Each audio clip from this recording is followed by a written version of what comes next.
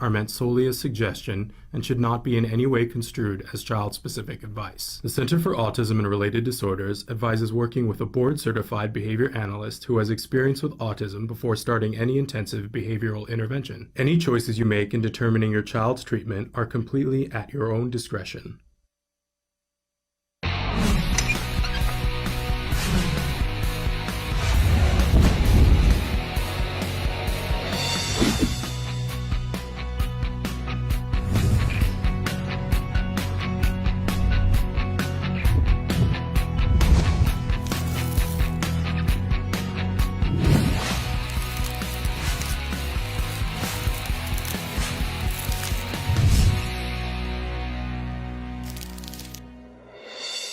Good morning and welcome to Autism Live. I'm Shannon Penrod, and we're coming to you live from the Warner Center in Woodland Hills, California. This is the home for Autism Live.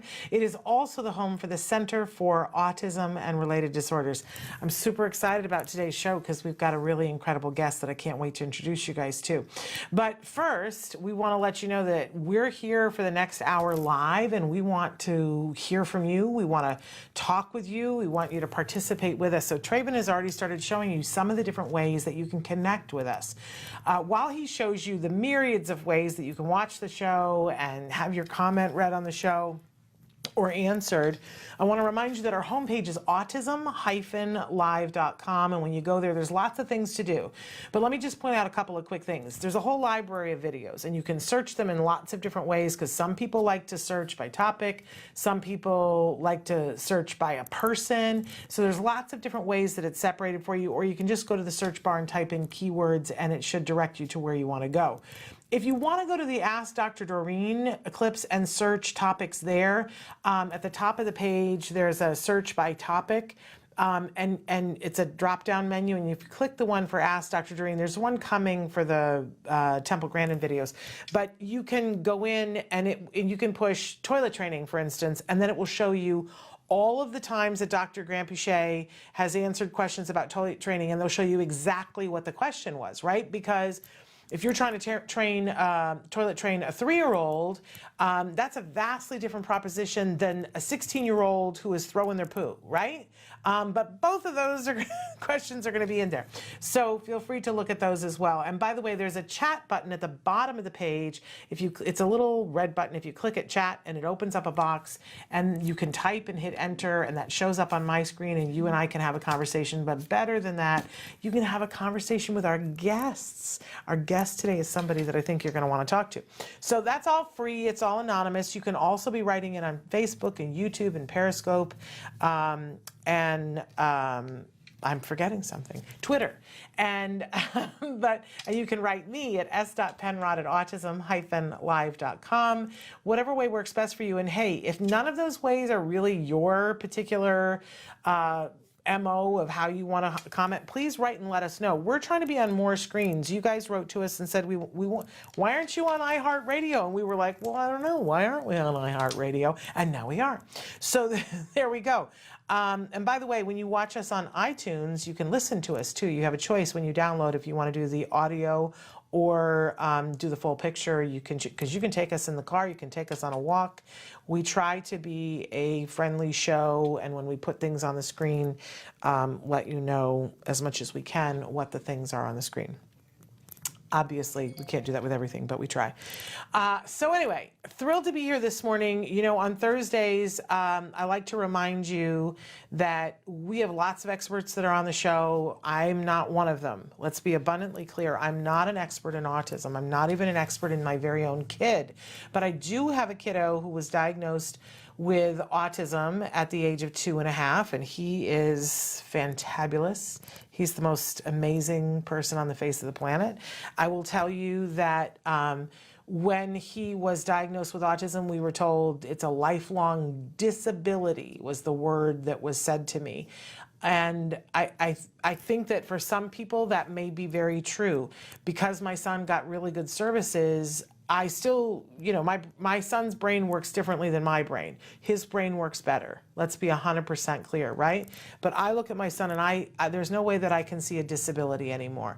I don't. There certainly was a time when I saw that there were things that he wanted to do that he could not do, and things that he was frustrated with. Why isn't this working out for me? Because he didn't know that there was something that he wasn't able to do, right? He totally was missing the cue for it.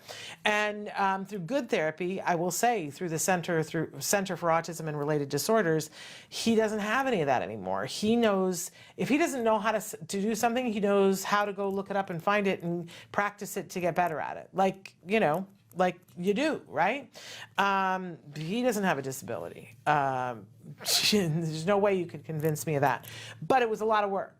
Let's be honest, it was a lot of work. We got a lot of help and support. The Center for Autism and Related Disorders, I always say they saved our lives. They saved his life, because before them, all he wanted to do was run out into traffic.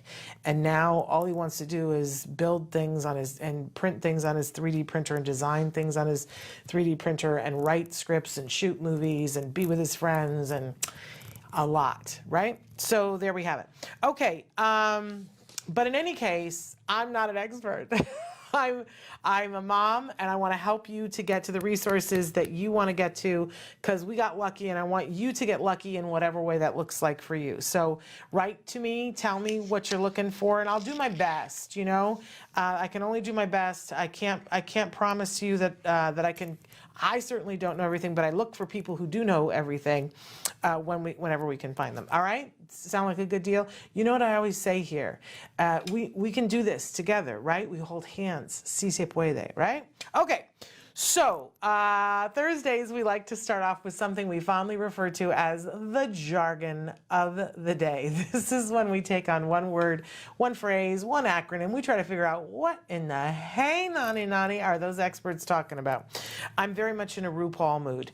You'll understand why later. Okay, so we give you the actual definition of the term. Sometimes I like to make fun of it when appropriate, which is most of the time. And then we give you a working definition, which is meant to help you to sort of find your entree into understanding. Don't, you know, get all upset if you don't get it the first time. I don't think any of us get it the first time, but that's why we cycle back through some of these terms. One of our staff said to me today, "Are you sure you want to do FAPE? You just did it last July." And I was like, oh yeah. If it's been since last July, we need to do it again. So there it is. There's our term for the day, FAPE, F-A-P-E, FAPE. What is it? Let's take a look at our actual definition. FAPE stands for Free Appropriate Public Education. It's a term frequently referred to in IEPs. It's the thing you're entitled to. So let's take a look at what, and there's not much to be made fun of there, right? Because this is serious business, and we just stepped into IEP season. And it's a little bit like sometimes stepping into something that's not good on your shoe, right? But it doesn't have to be that way if we understand what the rules are. So let's take a look at what our working definition for FAPE is. It's what your child is legally entitled to in the United States. So again, it's free, appropriate public education. So IDEA, the Individuals with Disabilities Education Act, says that every single person, every single child in the United States is entitled to a free, appropriate public education. Okay, so when you go in with your child, if they could be a child who has cerebral palsy, they could be a child who's blind, they could be a child who has a hearing loss, it could be a child with autism, right? And they are coming in, and we've identified them as someone who has a designated, what they call disability, right? Sometimes I even struggle with that, right? But that's what they call it. They come in and they're identified as being eligible for special education. And when you are eligible for special education, it means that you have the right to be assessed for an IEP. More and more we're hearing from people who say, oh, they said that we don't need an IEP. We'll have Bonnie on Monday talking about this kind of thing. More often than not, you do qualify for an IEP. You just have to demonstrate that the child needs some educational support. Now, if the person has whip smart, IQ and they're getting straight A's across the board and they have no problem turning in their work, sometimes it makes for a difficult case to say this child needs an education plan. But the truth is that child may very well need an education plan, because if they are not good, if they have an autism diagnosis and their problem is being able to talk to peers and collaborate with peers and have it go successfully, then they still need educational support. And a lot of times school will argue, oh, that's a 504. Well, you know, if you feel like that's okay, fine. But otherwise, let's fight for the IEP, because the IEP provides services. 504 provides accommodations. And really the IEP provides both, right? But here's the problem. You get into the meeting and at some point the school is going to offer you their version of FAPE. They have to. That's what an IEP is. They offer you, here's what we think FAPE is for your child, because it has to be a free, appropriate public education. Notice that appropriate is really the word here, because we all understand what free means, right? Public means you're not going to pay for it. And education, all right, look, that could be a little dicey too, but it's the appropriate that is where we're really going to argue. And this is hard for autism parents because, look, you know, we all want what's best for our child. Of course. Like, that's not even a question, right? You want what's best for your child. But when you go into an IEP, if you start arguing best, they know that you're not up on what's happening here. Because you don't get to say, my child deserves what's best, and so you're going to give it to us, because the law doesn't support that. The law says they need to give your child what's appropriate. So that's going to be the word that we're going to argue over how we define that. Now, the first IEP that I had to go to as a parent of an individual on the spectrum, I went dictionary shopping until I found the one that defined appropriate as being effective. And I went in with that blown up on a card and said appropriate, and it, you know, had the whole thing so it looked like it was fresh from the dictionary, and I had the quote, you know, so they could see where I got it. And I said, you know, appropriate equals effective. So show me what you're going to do that's going to be effective for teaching my child. And that's where we were off to the races, right? And then they sued me. That's a whole other Oprah we're not going to get into today. But they did. They filed due process against us. That was only the first time they did that. They did that twice. I'm the only person I know that a school district, same school district, has filed due process against our family, not once, twice. But you know what? In the end, we worked it all out. We never actually went to court. I'm not allowed to talk about things, but it all worked out, right? So my point here is, it's what you're entitled to. It doesn't mean they're just going to hand it over to you. Sometimes you got to fight tooth and nail for it, right? And you got to show them that you mean business and that you know what you're talking about. So that's why we have Bonnie Yates here on Mondays to answer your questions and to help you to figure out what to do and where to go next when it's special education law. But there are laws, and our kids have a right. In fact, the Supreme Court 2 years ago, very important landmark case that said that appropriate could not be just de minimis, which is Latin for the minimum. So there have been a lot of schools who have said, well, you know, the kid is here. We have a desk for them. We put worksheets in front of them. We really can't be expected to teach someone who's difficult to teach. That's really been the attitude at some schools. And the Supreme Court said, that's not appropriate. De minimis is not appropriate. And I don't know if they looked at their dictionary and saw that it means effective, right? But we need to fight for FAPE, and we need to define what that appropriate is and help the school to define what the appropriate is for our kids, because it's an entire year of your child's life. And I have seen when my son has gone to school in a year when we were all, when the IEP was right and the FAPE was right and he made progress, right? And there have been years when we didn't get it right, and it was not just straight across. and your kid's self-esteem can be damaged. So it's important that we get this right.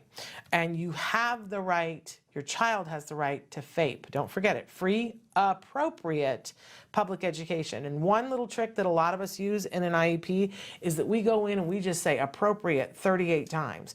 And they'll say, well, you know, we want for Johnny to do X, Y, and Z. And we go, oh, and how did you determine that that was what was appropriate? And they go, right? They have to start rifling through their papers to have that line up with an assessment that they may or may not have done. Why is it appropriate? You're saying it's appropriate. What are you basing that on, right?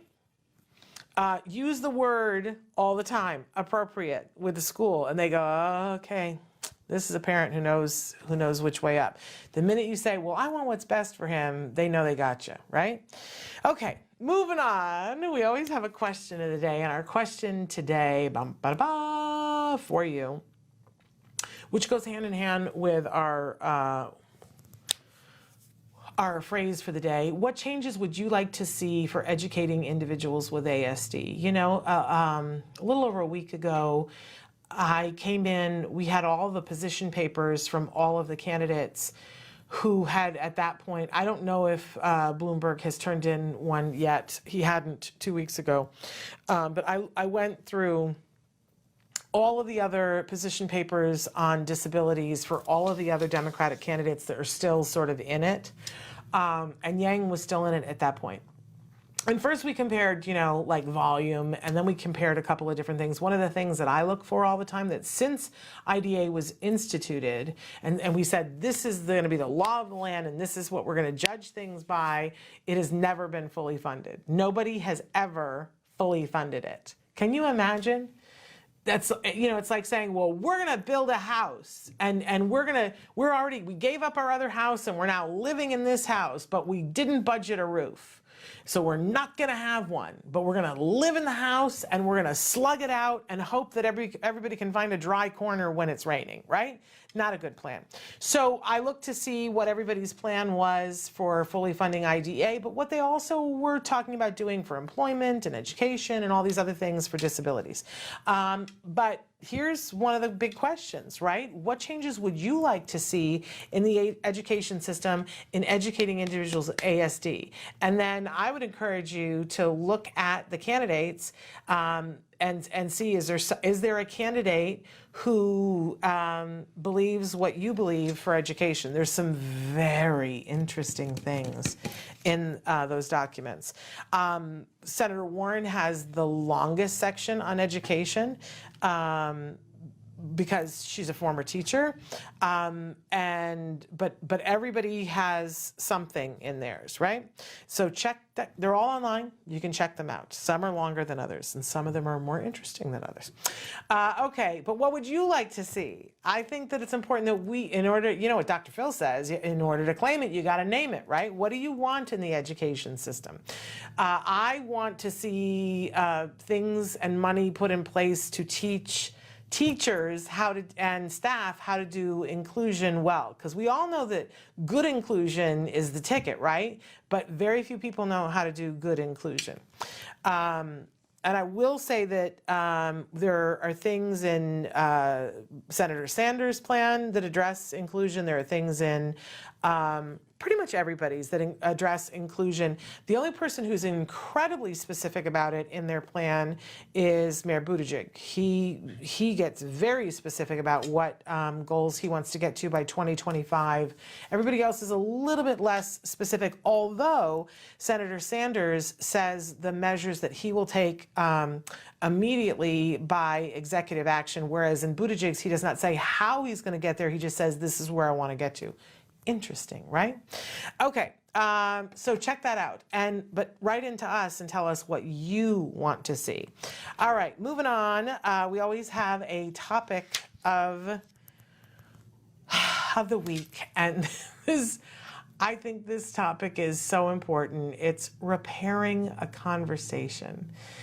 So often when any of us are having a conversation and we're talking, somehow we get off. Like maybe something was misunderstood, maybe the conversation got interrupted and then jumped back in and somebody didn't get to finish a thought. That happened to me the other day with sort of disastrous results. And I had to go back and repair the conversation. And it was like horrible because a misunderstanding had arisen simply because I was saying a thought, didn't get to the end of the thought, and somebody else came in the room. And then when we started, I had, you ever that feeling you're like, something didn't go right. And then I realized later, I was like, I know what it is. I didn't get to finish that thought, and I'm not happy with how that ended. And went back and talked to the person. Man, am I glad I repaired the conversation, because they had taken it the complete opposite of how I meant it, because I didn't get the end of the sentence in, you see? It's important for all of us to know how to repair a conversation. I love that in skills, they have specific lessons in the social language I can't talk today. In the social language curriculum, it's kind of a mouthful, about conversation, starting a conversation, maintaining a conversation, repairing a conversation, and ending a conversation. And they're kind of brilliant.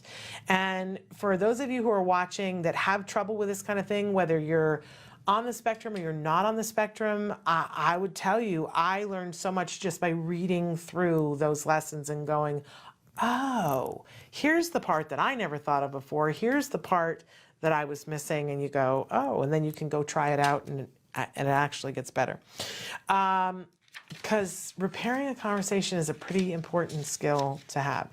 All right. So we've got a great show for you today. I'm very excited because if you are not watching the new hit show, Everything Is Going to Be Okay, you're missing it.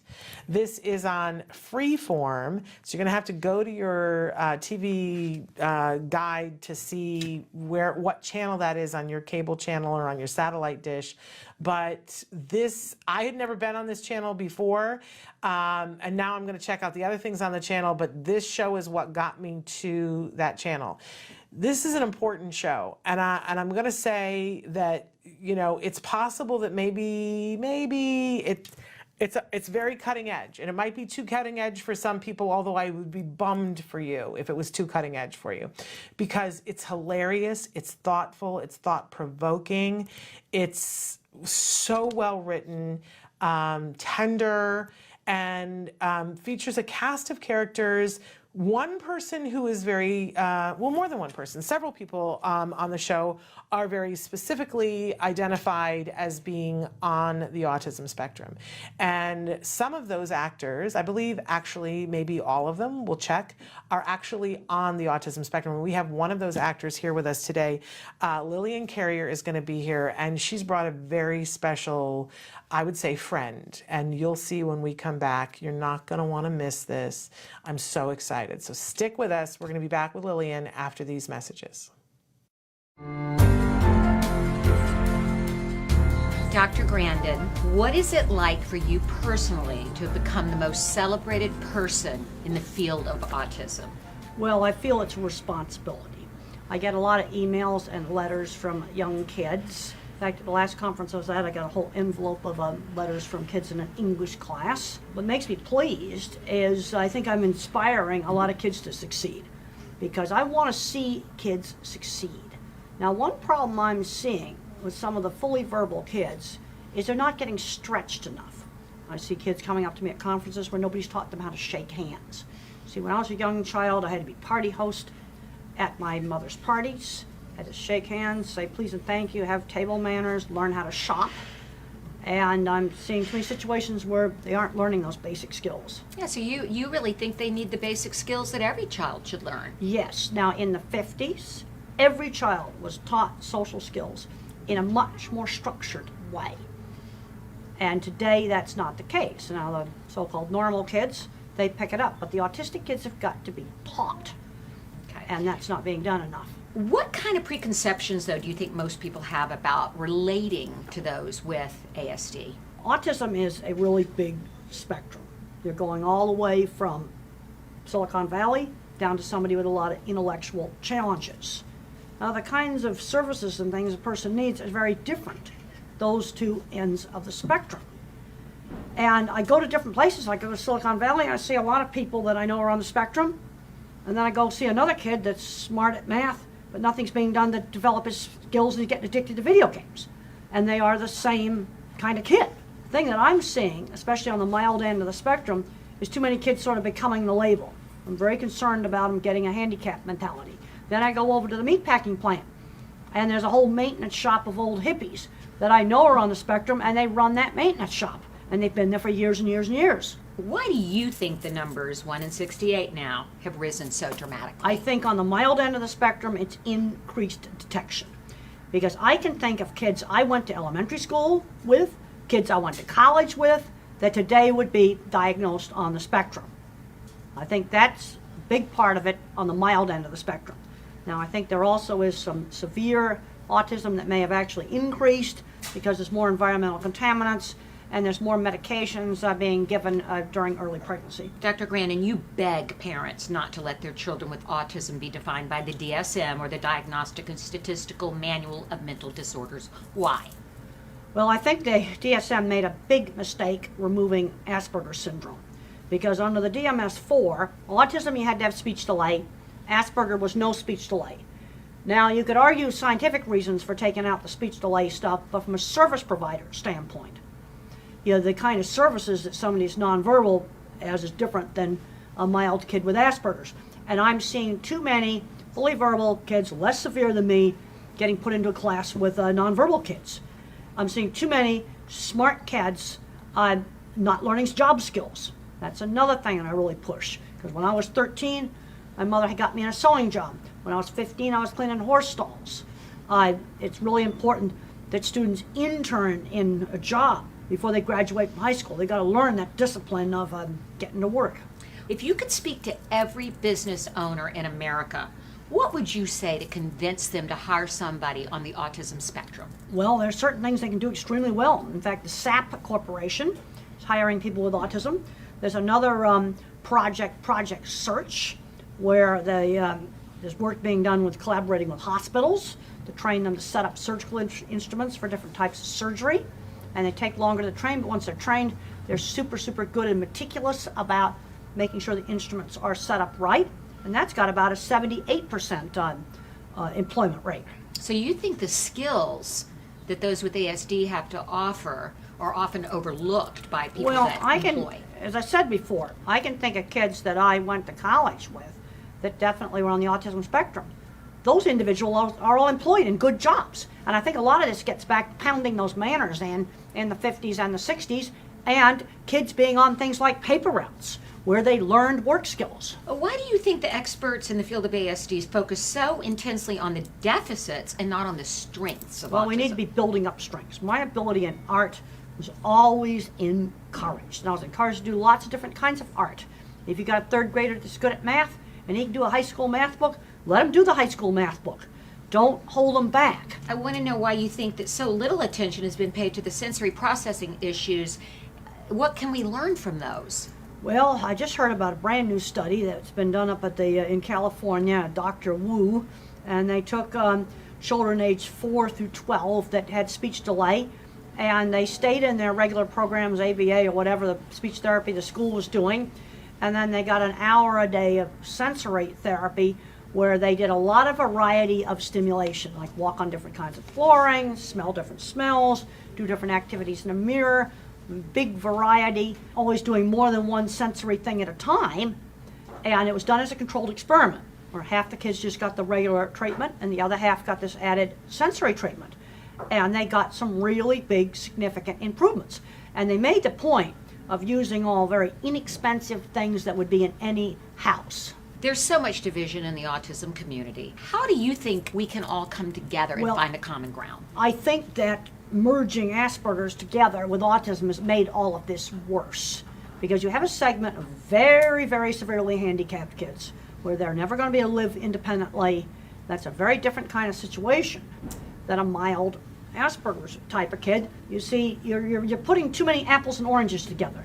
Every other diagnosis, like dyslexia, learning problems, ADHD, you've got a fully verbal kid. Only in autism right now are you getting a range going from, smart computer geek down to somebody that has very, very severe challenges. Now, I think the American Psychiatric Association originally figured the Asperger kids would get into this social communication category. That's not what's happening. Nobody's going into that because there's no funding for it. As the most admired person in this field, and we are literally becoming an autism nation, what do you think the most important thing is for us to be aware of? Well, there's a point where personality variants are just normal variation.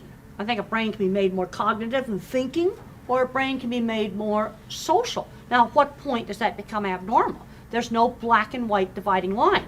I'm getting concerned that what we're saying is abnormal is getting bigger and bigger and bigger. Obviously, a child that has severe speech delay, that's an abnormality. But when you take the kids that are just kind of socially awkward, a lot of those kids are really smart.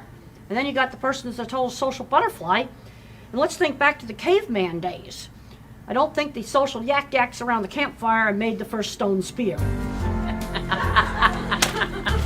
Dr. Grandin, thank you for inspiring all of us as parents and children.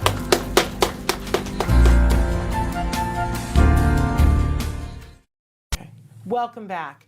We're so excited, and there's been lots of hubbub in the break because we have welcomed to the studio a wonderful young actress and entrepreneur, I guess, Lillian Carrier, and she is here with her wonderful service dog. This is Luke that she's here with. And so we did a little different configuration in our studio to try to make it comfortable for Luke. Of course, it's a very weird space for a dog, and Luke is a big dog. He's a very big dog, yes. So at some point he may want to, get on the floor. We'll see. But it was great fun to watch you guys come in here and you talk to him and get him up on the couch, and super duper fun. Of course, you know what they say about children and dogs? It's like everybody focuses on the dog, right? So, but I'm here to talk to you, but sometimes to talk about Luke. So Luke is just so enticing. He's just absolutely beautiful. But Lillian is a wonderful actress. If you are not watching Everything's Gonna Be Okay. Now, I always mess up the title of it, but it's Everything's Gonna Be Okay. Yes. Because sometimes I say everyone's gonna be okay, or, I don't know, I just mess it up, but it's Everything's Gonna Be Okay. Wonderful new hit show that's on Freeform. Freeform is a cable channel that it used to be Disney Family, then it changed to Freeform Disney, now it's just Freeform, and their like buzz thing is that it just slightly leaning forward or something like that. It's shows with an edge. I think it's a little bit cutting edge, and this show is cutting edge. And so Lillian plays the character Drea on the show, who's a good friend of Matilda's. But you also have another role on the show. Tell us what else you do besides playing Drea. I was brought on as a consultant on the show. Okay. Yeah. And what exactly do you consult about? Autism, specifically, yes, and service dogs. Wonderful. So tell us a little bit about you as an actress, and then we'll talk about when you auditioned for the show. When did you start acting?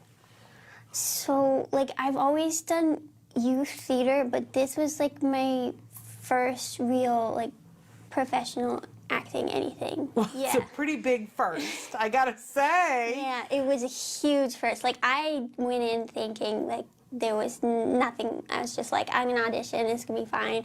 Just a fun thing to do. And then did you already have an agent, or did you go in without an agent? No, I was not pursuing acting as a career. I just thought, I saw that they were auditioning autistic people for the role, and it was more I want to meet these people. I want to find out what they're doing. Yeah. And so I went in for the audition for that purpose and to have fun with it, right? I was I did youth theater. This could be a thing. And it led. It was very brave and bold. I'm sure a lot of people looked at, first of all, where did you see it posted, or how did you find out about it, that they were looking for individuals on the spectrum?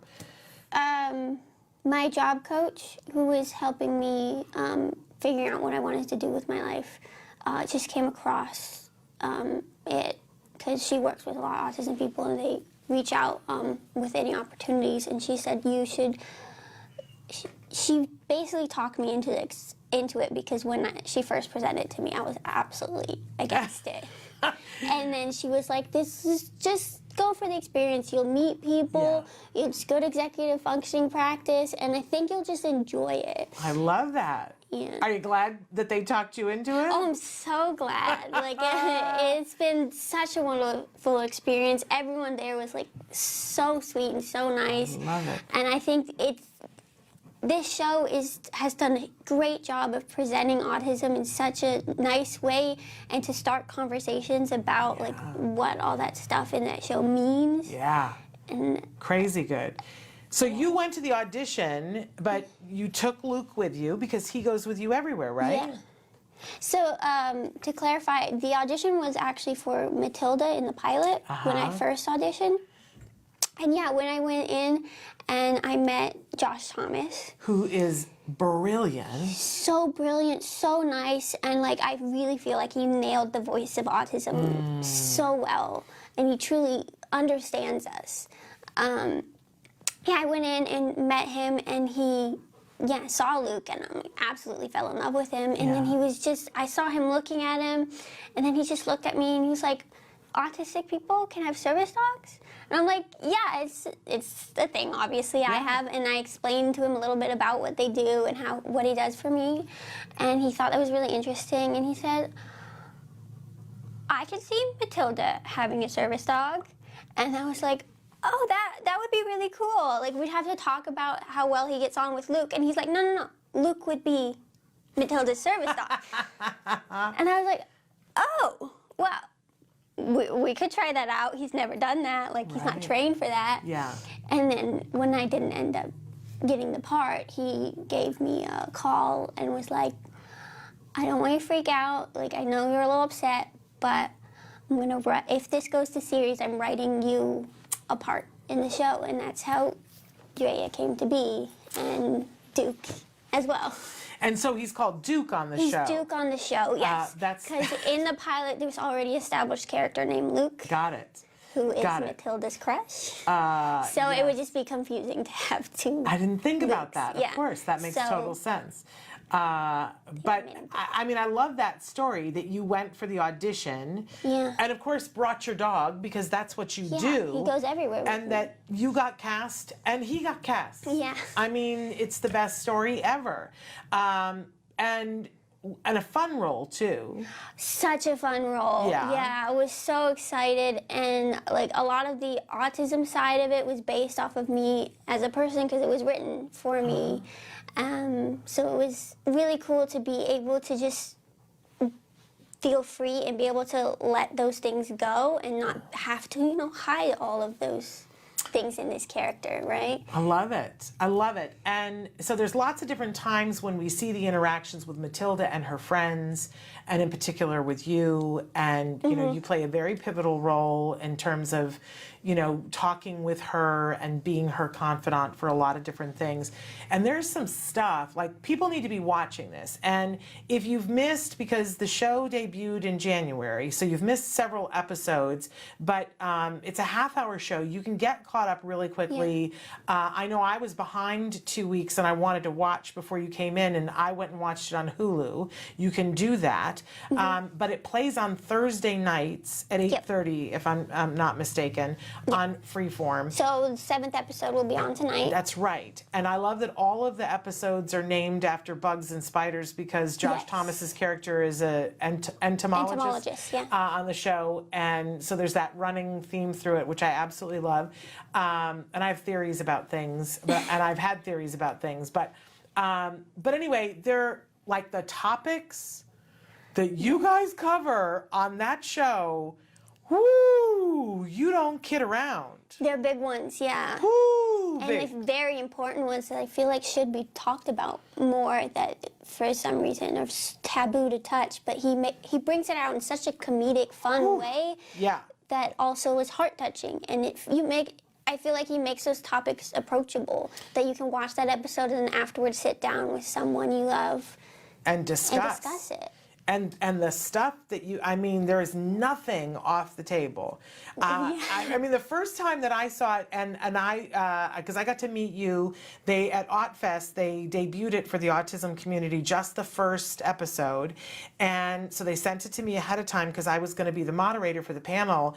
And it gets sent to you from Disney, and I expected to see something very Disney, right? And I started watching, I was like, this is Disney? Disney got all hip and cool and edgy, like edgy. We're not kidding around edgy. Yeah. And I remember telling my husband about it then, and then he was watching an episode with me a couple of weeks ago, and he went, wait a second, this is Disney? I mean, and to the point where one of the questions that I had, because with Matilda, with her storyline, she, and I don't want to give anything away, you guys need to go watch it, but she says, I'm budding sexually and I want to have a sexual experience, and she goes about that in a way, and then we see some things that come to fruition, and I was like, what was it like being on, because the girl who's playing Matilda is also identifies herself as being on the spectrum, and I was like, I want to know how this was dealt with on the set and how you guys make everything comfortable. Your character had a kiss with somebody, yes? And you're the consultant. Like, what was that like on the set? So there was a lot of prior stuff that I sat down with Josh Thomas and talked about sensory stuff, which was a big thing for me specifically. I'm hyposensitive to touch, so I had to explain exactly how I like to be touched, what would cause a sensory overload and all that stuff, which also helped him create those characters. Yeah. And that is put into my characters specifically, that we went down to costuming to make it more comfortable for me. That if you notice from day one, Drea wears a compression shirt, which was for me as a person. I talked about how with my hyposensitivity, compression is really helpful in keeping me grounded and calm, and we discussed whether we wanted to hide that from the audience or show it, and we decided this is a show about people with autism. Yeah. Let's show it. So under every single outfit she wears, she has a compression shirt on. And I guess I didn't realize that's what it was. Yeah. I thought that was just her style, but I wasn't thinking about it, that's what that is. Interesting. And then, we definitely, anytime there was intimacy or touching between the characters, I would discuss it with both the director and the other actors. And there was lots of discussion beforehand, and the other actors were very comfortable with saying the same things of what their needs were and talking with me and the directors and each other.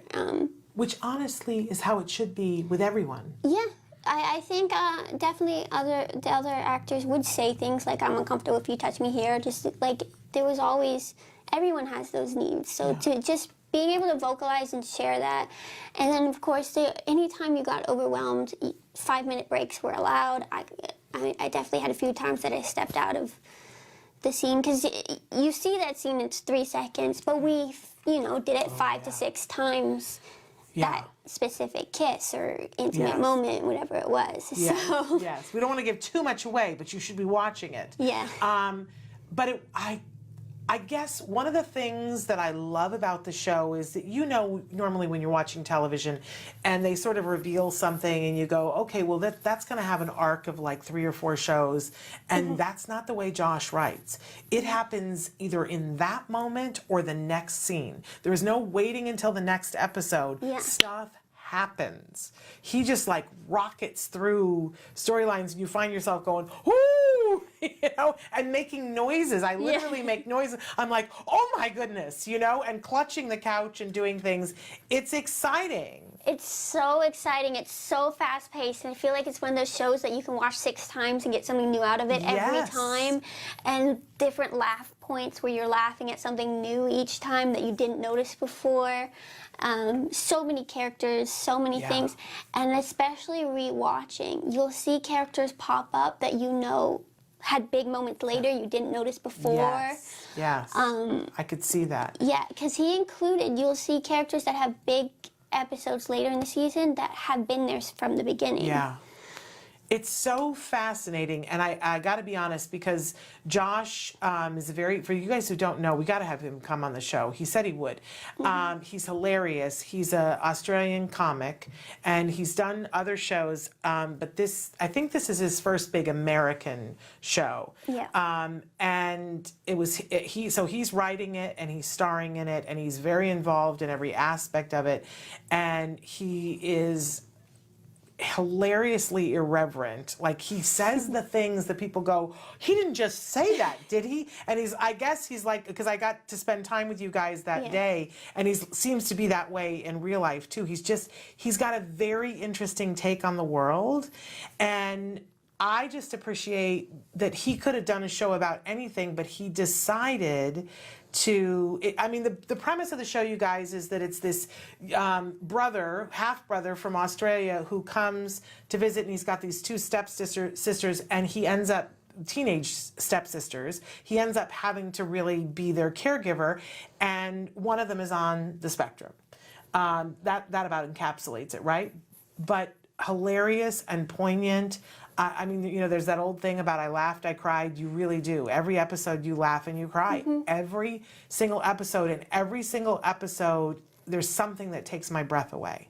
Just takes my breath away. See, I get emotional. But it's real. I talked about it when I came back after I saw it with the Outfest, and I said, oh, you guys, you're not going to believe this. You're not going to. Okay, so you were there, you're there as the consultant, and at what point, so he called you and said, I've written you a role. What point did he say to you, and I want you to be the on-set consultant? So it was kind of gradual, that it started off that he found out how much knowledge I had, and that, what I did was, for a living, is help people with Let's understand talk about that. autism. What do you do besides being a professional actress on a hit show? Me and my mother and my sister founded a nonprofit called Autism. We developed this because it's geared toward adults transitioning from high school to whatever is their next step, or adults in their adult life who just need that little extra push or little extra help. Because reaching that age of 18 and graduating high school, and I tried every program out there. I tried mainstreaming in college. I tried college with help. I tried just going into supportive living services where I was in full-on housing, being taken care of, and then people came to my house to take care of me, and it seemed to be either geared toward you can do it on your own or you need 100% support. And there didn't seem to be that middle ground of like, I'm pretty capable, but I need a little extra help. Yeah. So we just were like, it's not out there, we can't find it, let's make it. Awesome. And that's kind of how it came to be. And then it's kind of grown in different directions as our clients have asked for things. And right now our main focus is social programming, that there is so much out there socially that people don't know how to find what is the right niche and is socially comfortable for autism. So we have been looking at places and activities that are sensory friendly, that are easy to navigate, and creating social programming where it's 100% people on the spectrum, plus a few people bring, a friend that they feel comfortable with. So there is, no sense of like, I did something wrong, no one understands me, and they can have some sort of social life. We get people in their 20s, in their 50s, in their 80s, all seeking this out as something they've, not had enough of. That's got to be very rewarding to see that you've created something that needed to be created. You filled a hole. Now, where do you do this? Where is this located? This is currently located in Redondo Beach. We are now starting and planning some online stuff because we know it's wanted elsewhere, and we do hope to eventually expand once we can and be anywhere and everywhere we can, and hope that other people, take this up and do it too. But right now, we are housed in Redondo Beach. What a wonderful thing, and what a wonderful platform. And now that you are on this show and have the ability, I'm sure it's going to open doors for you to be able to talk in places that maybe wouldn't have known about autism before. So what a wonderful thing. And also, just like you were able to educate Josh Thomas about an assistance dog, having you on the show with an assistance dog has got to be informing a whole lot of people about what that's like. For anybody who's listening and still doesn't understand what an assistance dog can do for someone like yourself, let's just talk specifically about you, because everybody's sort of different. Yeah. But how does Luke help you? So there are two very specific things he's task trained to do. So one of them is deep pressure therapy. For anyone who doesn't know what that is, it's similar to like when you have a weighted blanket or a weighted vest or a nice hug. So having autism, when you have that sensory overload and you're not quite in your body, everything's painful. Yeah. It gives you, if you have pressure on certain pressure points, it just gives you something to focus on and pull you back into your body and able to calm down those sensory reactions. Is it like a grounding sort of Yeah. thing? It grounds you? So for me, it's he will either lay sitting down on my lap, or if I lay down, what's most helpful to me is on my chest, and he will lay right on my chest and give me that pressure wherever I am. And is it sort of instantly you feel a little bit less anxiety? It takes a little time, because it's really about like pulling me back into my body and focusing on that one sensation instead of whatever sensation felt harmful to me. And then the other thing he does is when I reach, so that's preemptive before I reach that sensory overload. The other time is if I really do reach that sensory overload, I lose motor function and just freeze in place, because it activates that fight or flight response. And if there's nothing to fight or flee, because it's a sensory reaction, my body just shuts down and tells me, you're safe here, don't move, don't do anything. And I cannot move, which can sometimes not be safe for me. Yeah. So he's trained to grab my arm and pull me toward the nearest exit, or what he perceives to be the safest place, which he usually finds like a cuddly, cozy blanket, he thinks, and at home is his bed. Wow. So he'll help guide you to his guide, bed, yeah. and then the two of you will sit there Yeah, and then cuddle. I can recover and get away from whatever was causing me that sensory reaction. Yeah. And how long have you and Luke been working together? About 2 years. Yeah.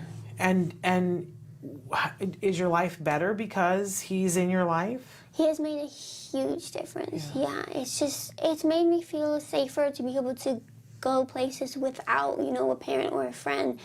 And I can go places without telling people that I have autism and I need this and I need you to know that if this happens, because he can just take care of it. I can step out and then step back in and just be myself, rather than feeling like I need to be taken care of. And just knowing that he's with you, is that sort of like a comfort in and of itself? I mean, it's always nice to have a friend by you every day, right? Someone you can rely someone on. who's as beautiful as he is. I mean, I'm sure he walks in the room and I'm sure he lights up the room. Everybody wants to talk to him. I mean, he's made socializing easier. People approach me and ask me about him, and then if I approach them and just say something about him, it creates something to start a conversation. Yeah.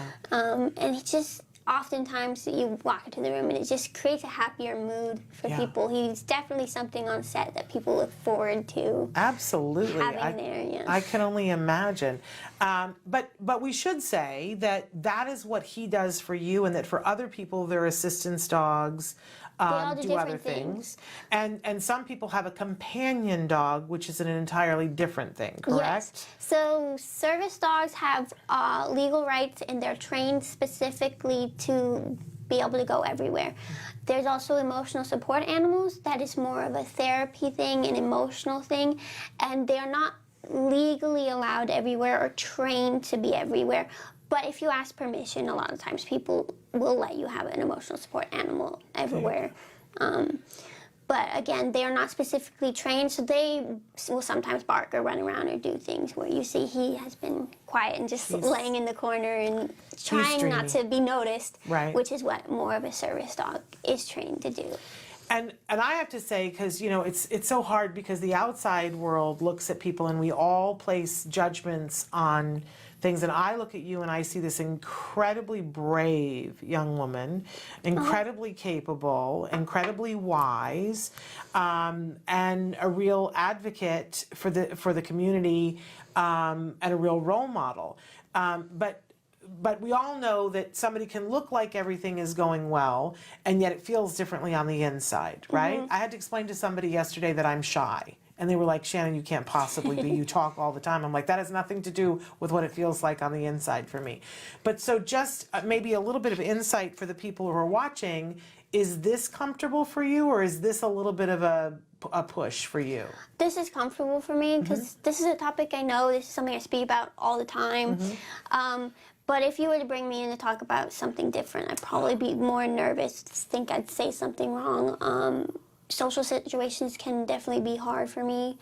I have huge executive functioning problems, and I have to work really hard to do it right, because it definitely, being an actress, there's so many things with executive functioning that I had Give to... them a little clue of an example of what that might be that would be hard. So, for example, your schedule is different every day, and you have to be on that. You have to show up on time, otherwise everything's thrown off, right? So if you have an 8 o'clock call time and you show up at 10 o'clock, they can't film. It's just a problem.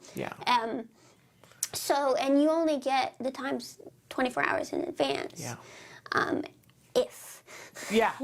Sometimes you're at your hotel and they slide it under the door to tell you what time you're supposed to be there tomorrow. And then you have every scene is different, and you have a bunch of things to remember. You're blocking your lines, your interactions, while on top of getting it all in sequential order, because we did not film in the order that you see on the screen. So there's a lot of things that you have to do and prepare, and so that was a lot of stuff that I had notebooks planned beforehand, color coding everything, so it was all completely ready. And I did share, I think it was episode 5, the party entrance scene. I had completely the wrong script for that scene. I came in, I was saying different lines, everyone was so confused. Oh dear. And it took us a while to figure out that I just hadn't, kept up with my executive functioning and gotten that right. But it was fine. I got the new script and was able to memorize it. Wow. Because there are updates frequently on the writing. They'll rewrite. But now, so do you have to do that all by yourself, or does somebody help you to be able to manage all of that? So I hired my sister. It doesn't necessarily have to be my sister, but for this show it was my sister who definitely helped me with it. That she drove me to make sure I was on time. She made sure that I did have the lines I needed, and she got me water and made sure there were things, and she made sure he went to the bathroom and all that, because I couldn't do the executive functioning for Luke and me at the same time during that. So she did do that for me. That's awesome. And and I hope that I can continue to hire someone to do that stuff for me. But it does cost money. I know she would have probably, as my sister, done it for free, but she was working really hard, and she does need to have her own job.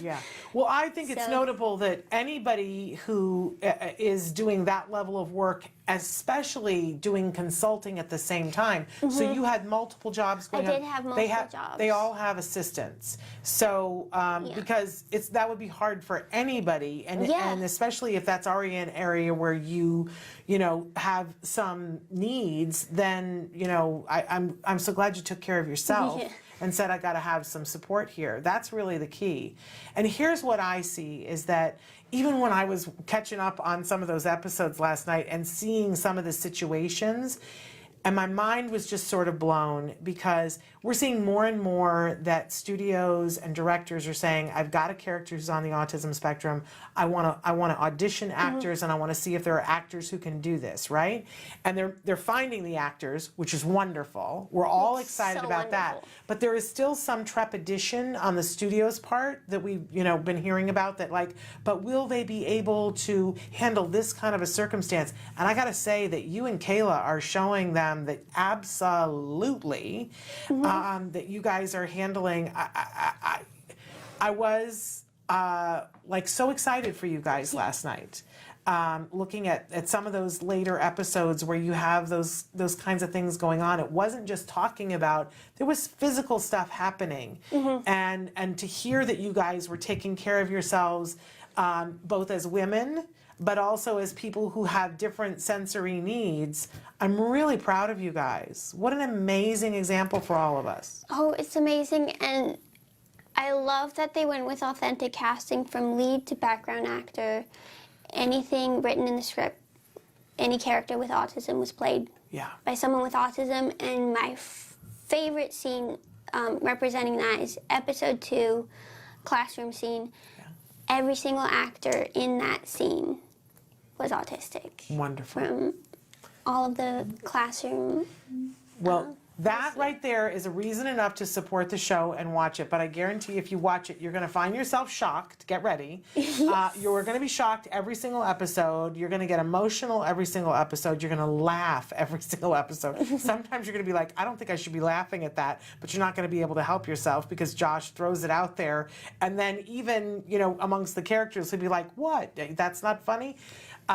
He is, I don't want to say evil genius, let's just say genius, but he's a mastermind at getting us to see things in a different way.